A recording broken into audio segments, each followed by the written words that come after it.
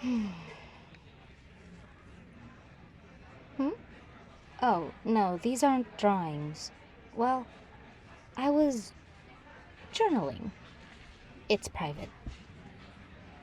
Why are you talking to me anyway? I'm off my shift. You have no reason to. Hmm? I was not staring. I glance around the room a lot to collect my thoughts for journaling, so I wasn't specifically staring at you. Look, I wasn't trying to be weird or anything. But actually, if you're this curious, why don't you have a seat and I'll just show you? Take a look. Correct, all names, but not just names. Caitlin and Violet, Sebastian and Abigail, and Samson. They are names, people paired together. Excuse me? No, I'm not shipping people. Here, look. I'll write down Michael, the boy over there with the freckles and the dark curly hair. See him? He's been eyeballing that one over there named Arthur, the one with the pastel rose gold hair and glasses. They've been sneaking glimpses at one another, but somehow never make eye contact. Ugh, and this has been going on for an agonizing 2 weeks. Now, I'll write their names together and place an X between their names. Now, 3, 2, 1, there they go. Michael finally has the guts to talk to him and is now walking over, and Arthur miraculously stands up to speak with him as well. I work as a barista and collect everyone's names. Then I set out to do what I do best.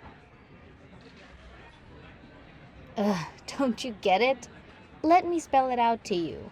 I'm Cupid, your goddess of love.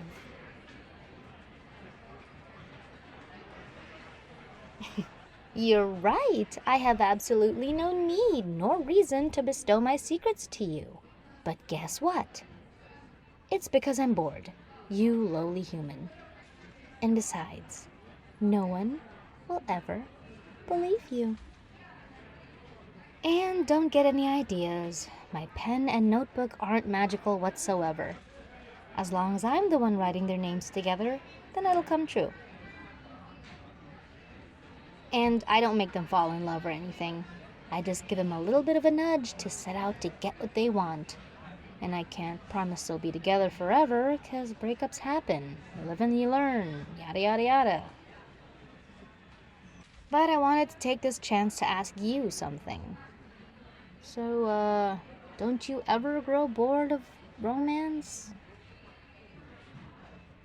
Let me elaborate. It's the same thing over and over, meeting one another, pining, confession, etc.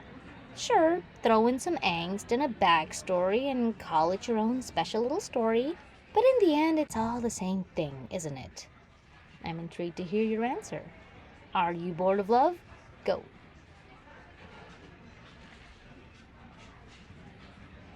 Oh, really? What a romantic outlook on life itself. But I guess it'd only make sense since you humans have such a short lifespan. You can only love so much after all. I've seen it all in infinite structures and storylines, and I'll be honest, it's grown bland to me. You think I can just drop my position whenever I want or something? It's not like I can hand my job as a goddess to just anybody. I pay this world a visit every now and then, stay a few days, maybe a month, find entertainment elsewhere, and do it all over again. Here's another question. What does love mean to you, and what purpose do you believe it serves?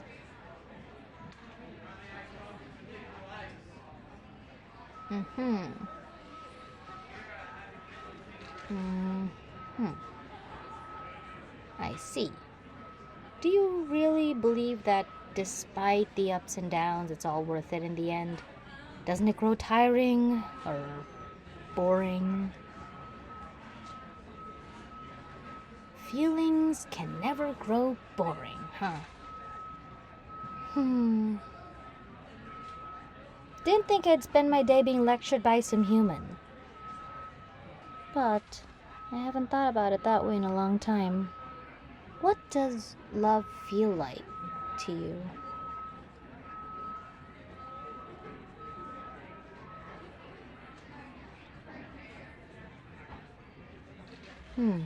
I see. I'm so used to the skeleton structure of every love story that I guess I've become too focused on the whole confession part. So much that I forgot that there's actual love in love.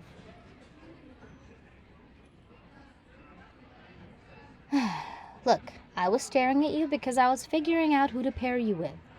A name was just not coming to mind. People have soulmates, of course, numerous ones, in fact. They vary between platonic, romantic, and such. There's not just one type of love, after all. And sometimes fate can change, and your soulmate can also adjust to the choices that you make in your life. But you know what? Your romantic soulmate was never registered at all. It would be such a shame if a firm believer in romance had no one to be with. But I suppose it would be cruel to just leave you with that information. So instead, just think of it this way. Your fate lies in your own hands. Whether romantic or pursuing your goals, I can still help you with a nudge, the first step in inciting a romance. So feel free to choose anyone here and I'll scribble your names down.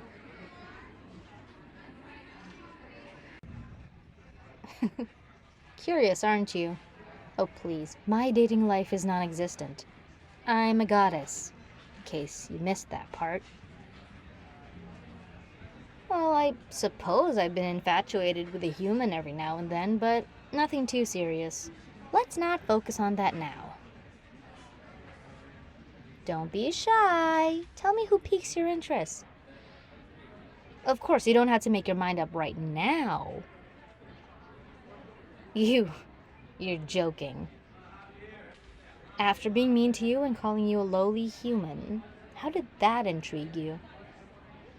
Are you a masochist? Don't start calling me that.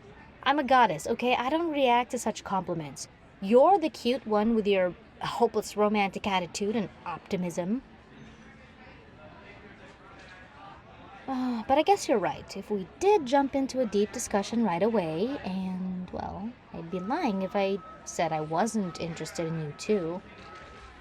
I've been writing others' romantic stories for so long, and I didn't realize the clues of my own. Well, I suppose we could give it a try if that's what you want. Then, for once, I'd like to go without the paper and pen and try something new. As long as it's with you.